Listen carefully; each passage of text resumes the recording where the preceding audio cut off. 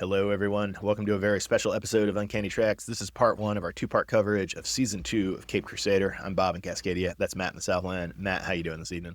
Doing all right, Bob. Man, Crusader is one of those shows that I really struggle to remember what happened in the first season, other than the gender swapped characters. That sticks in my head so bad, like the penguin being a little different. Matt, if only there were a podcast that had recorded 90 minutes of coverage. And I go back and just Season. listen, but then I have to listen to it for 90 minutes. We were saying the same thing about My Adventures with Superman that we also covered today. And in some sense, that's maybe true of both shows. In some sense, we're also just old men, Matt. But the show is catered to us, so think about that. This one is... In another sense, that's just modern animation where there is 2 years in between 10 episode seasons, right? And then in a third way, it bothers me less with this show than it did with My Adventures with Superman, because this is not totally episodic, but it's a lot more episodic than My Adventures with Superman, where the ongoing subplots that I don't keep track of are a much bigger focus. Correct. Yes, that's a good point. I just remember watching the original Batman animated series episodes hundreds of times, so they're ingrained in my brain. So that's what I think. Why do I remember those so much better? They're so much better because I never forget those. But wait a minute, don't be stupid, Matt. You watched them constantly from 4 straight years. That's all you watched, and then you bought them on DVD 10 years later, and then you bought them on Blu-ray 5 more years later. Then you stream them. I always have to keep that in mind. It's the rose-tinted glasses thing too. You've as been well. watching them for 30 years. I'm trying to compare them to this, which doesn't hold up, but it's still good. It's not bad. Still good stuff. Yeah, I think I like this one a bit more than Matt. You do. We'll go through it. All right, so episode 1, it's called Brute Force. That's the name of an old Jules Dassin noir that I need to see, haven't seen. It's supposed to be great. I think it's about a prison riot. Matt, one of the first things we see in Brute Force is we get a new version of the Mad Hatter.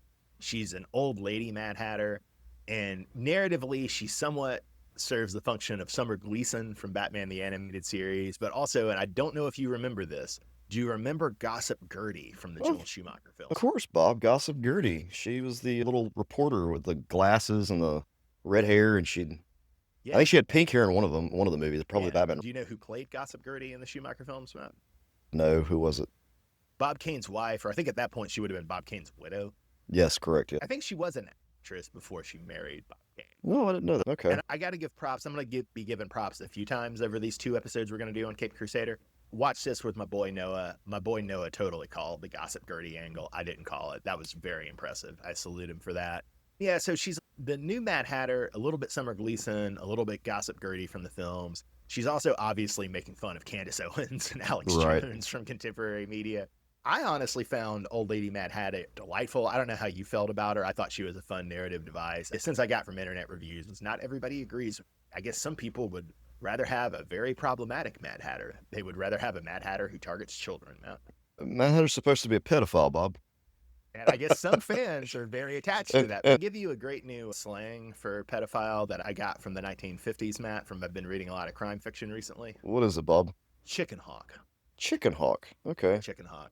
Mad Hatter is supposed to be a chicken hawk, man. I'm glad she's just Candace Owens, a useful narrative function. But as we go through these episodes, Bob, what we're going to see is that they have reinvented just about all the characters in some way and some of them are better than others. We're going to go into that. I get 2 other reimagined versions we get in this opening episode. We get a mobbed up Calendar Man, and Calendar Man is an astrologist, which that makes me laugh. And then we get this version of the Riddler, which we can just go ahead and talk about this here, although the Riddler is going to develop later in the show. But I think even more so than Old Lady Mad Hatter, Matt, this version of the Riddler is super controversial. So what's your take on this version?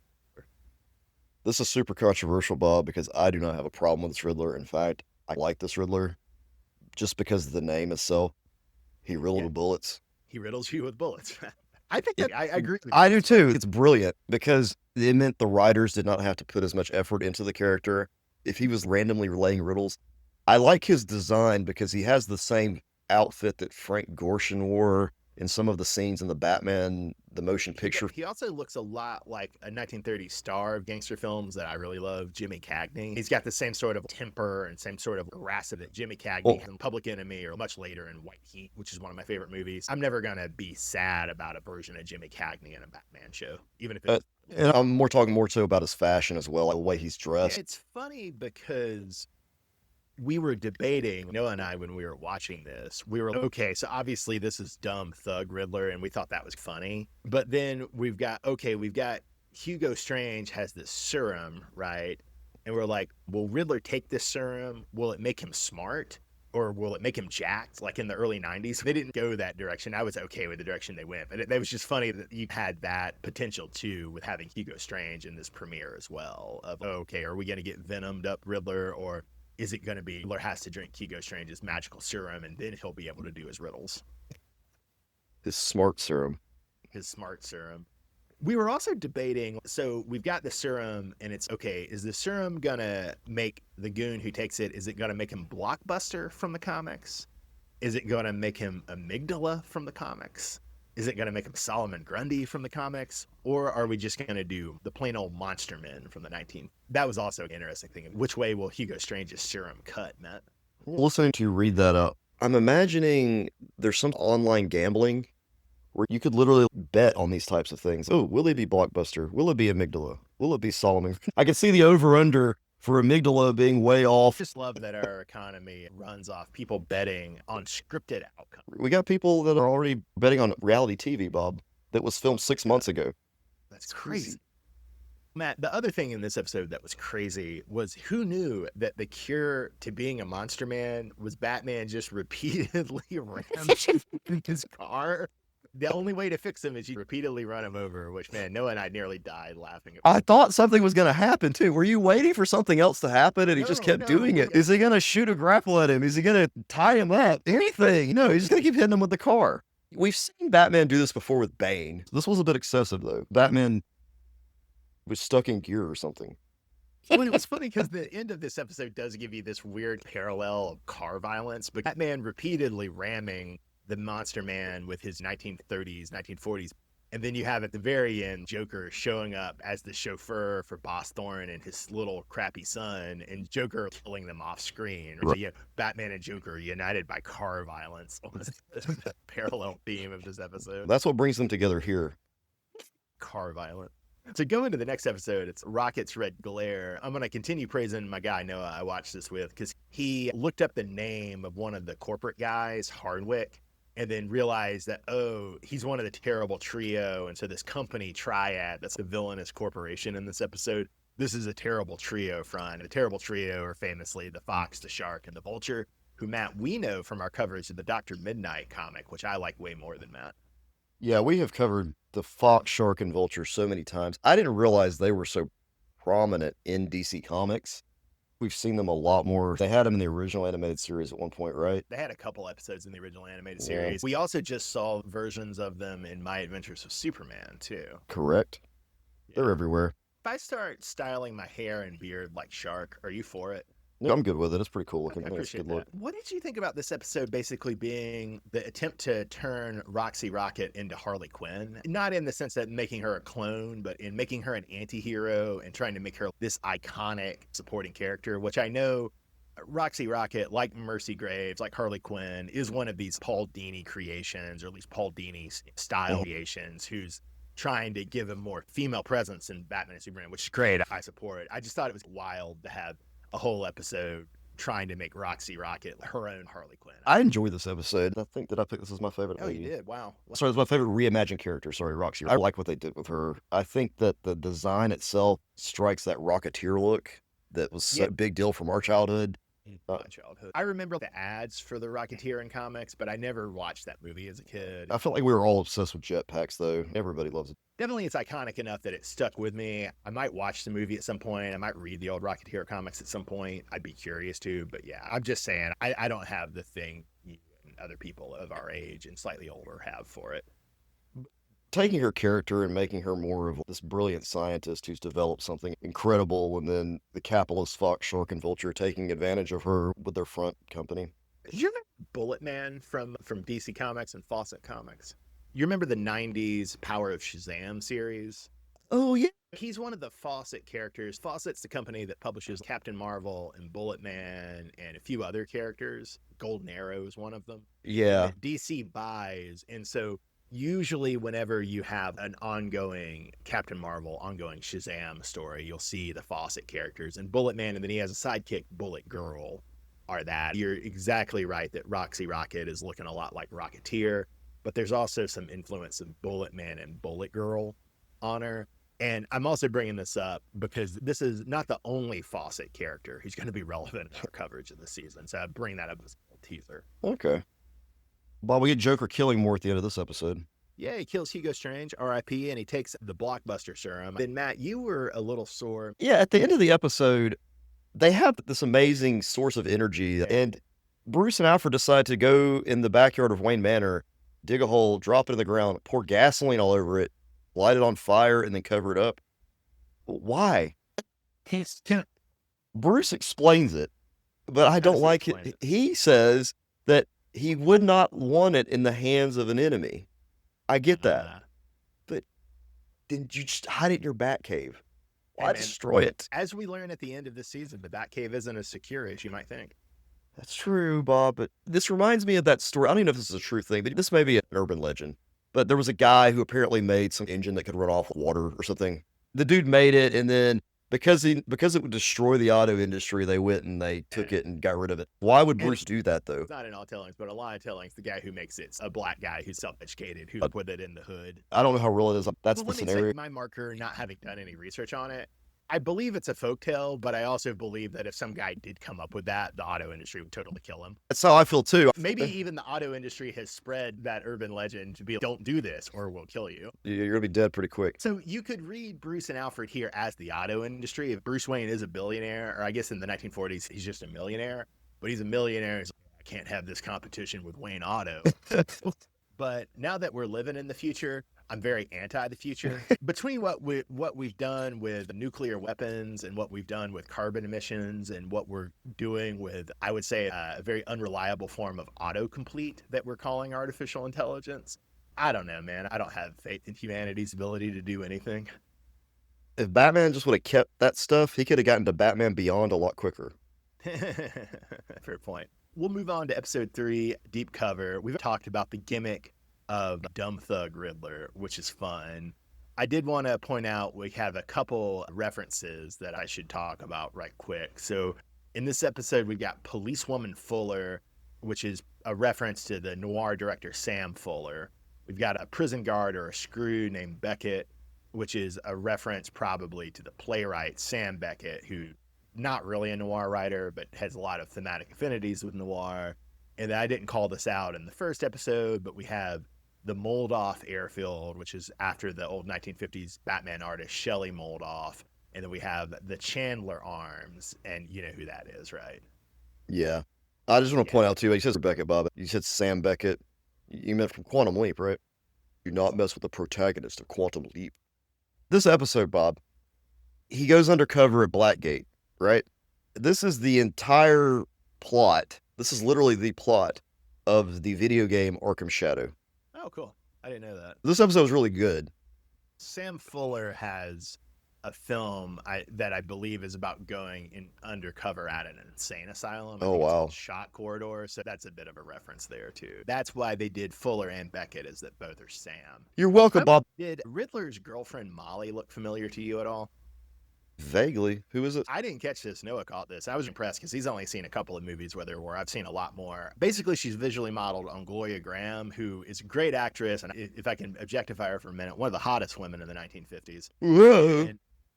She's in a lot of great noirs. Human Desire and In a Lonely Place and The Big Heat are the ones that immediately come to mind. But yeah, Gloria Graham, she's a looker. Matt, does this show sometimes surprise you with just how brutal and casually violent it randomly is? We talked about Batman running into the Monster Man. Then we also just have that scene in the prison laundry and the blood on the dryer door. It's quite intense. They get away with a lot more here. And I guess that we've talked about this some with our X-Men 97 coverage and how 2026 animated television is different from early 90s animated television. The censorship. 40-year-olds instead Right. of 8-year-olds. Sometimes I miss the innocence of not showing that stuff. It can be more effective to have the violence somewhat off screen sometimes. Should we go ahead to episode 4, Devil's Due, Matt? Sure, Bob. Devil's Due. This is my favorite episode. It's because you have the Mad Monk, original Batman villain. Doesn't Batman shoot him? That's why he's famous. Yeah, in fact, he is a vampire, and so he's shooting him with silver bullets. Although, do you remember what Batman did to the Monster Man, but in the original Detective Comics. Doesn't he put a noose around his neck and hang him or something like that? From the Bat Gyro, yeah. He basically like, lynches him from the Bat Gyro. It's intense. This Batman does not play around. He does not play. You know who also doesn't play in this episode, Matt? Who, Bob? Mad Hatter, who starts out the episode talking like Candace Owens and complaining about fiat currency. That's a way to start off your awesome animated Batman show.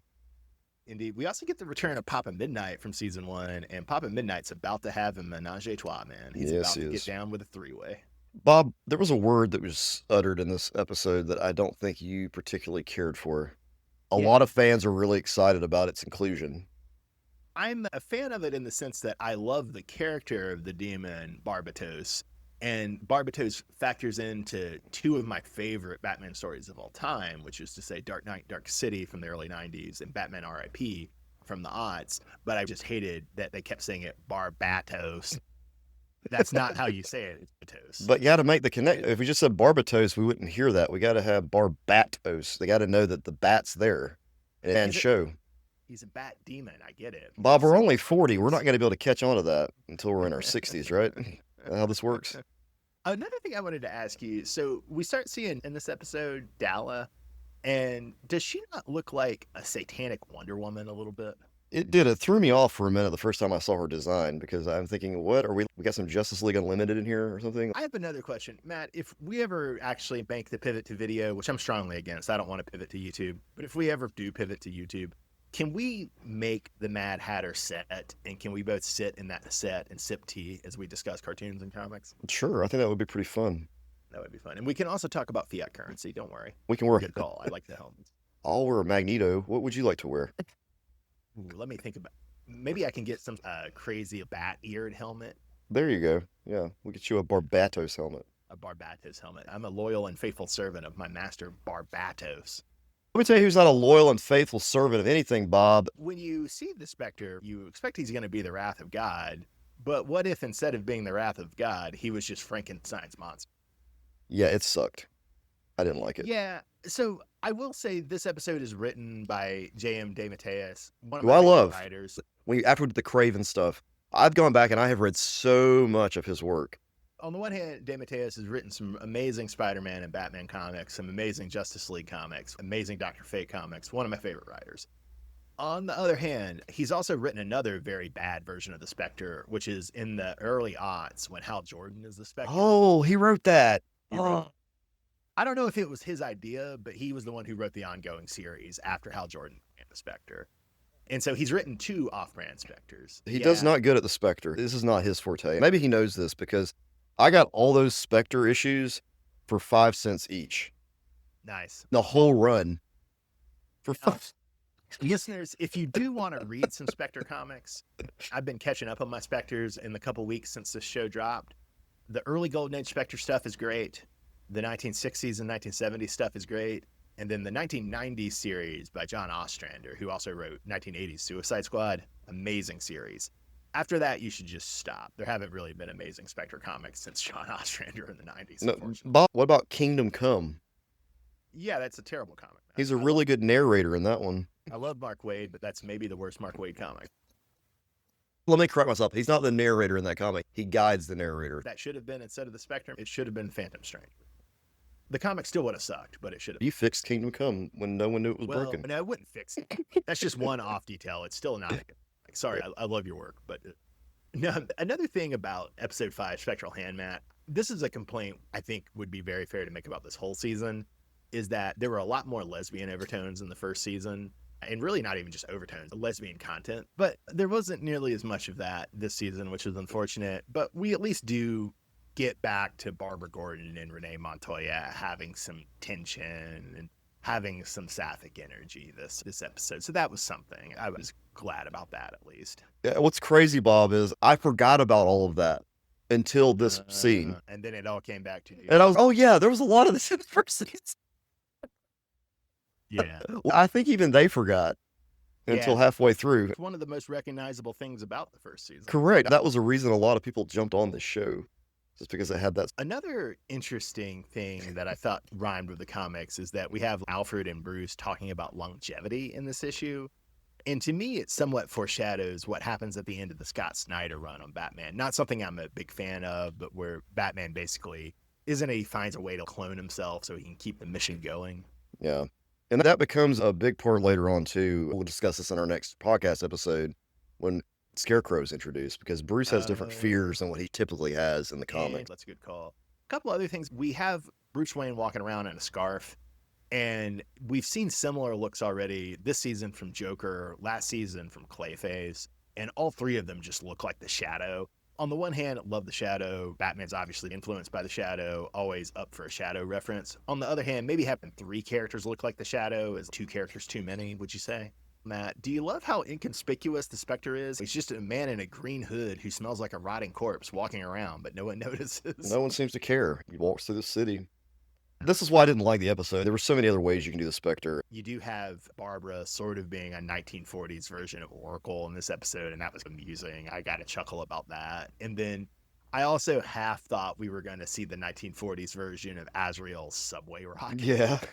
And that would have been a hoot. And definitely the apology twist. I'm sure you called that from a mile away. Oh, yeah. Did. Yeah. I guess, so we're going to talk a little bit about this first half of the season as a whole here, and then we're going to cut to another episode to do the back half. But I guess for me in summation, I thought it was, in the first half, it was really surprising that there's no repeat villains from the first half, and there's really not much in the way of direct sequel stuff in the first half of the season to the first season. Then even stuff like the Harvey Bullock subplot was a big deal in the first season, and him and Flash were big deal in the first season, and they're hardly in the second season. It's interesting. They lost track of some of the characters, some of the supporting cast. Batman and Alfred's relationship is what I'm seeing more of in this season. And Batman and Alfred's relationship, and some of the new villains. And then, because I was thinking at the midpoint, I didn't think all of these characters would come back, but potentially Penguin, Clayface, Catwoman, Harley Quinn, and Nocturna were all on deck as possible characters to return. The other villains were mostly dead in ways that they probably wouldn't bother to resurrect. But those were. And we only see Harley Quinn, right? Harley Quinn is the only one who comes back in the second half. The other four don't, which is interesting. Bob, when it comes to this first half of the season, my favorite reimagined characters I said earlier is Roxy Rocket, mainly just the design itself. And the story, that episode 2 was one of the stronger of this half. I'm surprised you're so pro Roxy Rocket. I get it. It's a strong version of Roxy Rocket, although one might say it's a strong version of a weak character. Maybe that's why I like it, because it's just a highlighter of a character who typically doesn't get highlighted. Speaking of strong versions of arguably weak characters, I really like Mad Monk and Dala. I love Mad Monk and Dala, but they very rarely show up in comics, and so it's nice to finally see them in an animated form here. I dug that. All right, we're both in agreement who the least favorite reimagining is, correct? Yeah, I think we have to be. It's a Spectre, unfortunately. Spectre.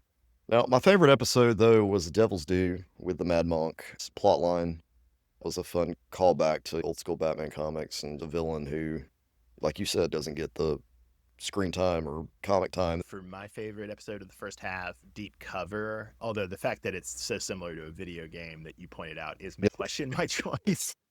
One day I'll let you borrow my VR headset, Bob, and you too can go to Blackgate and be Matches Malone. Oh.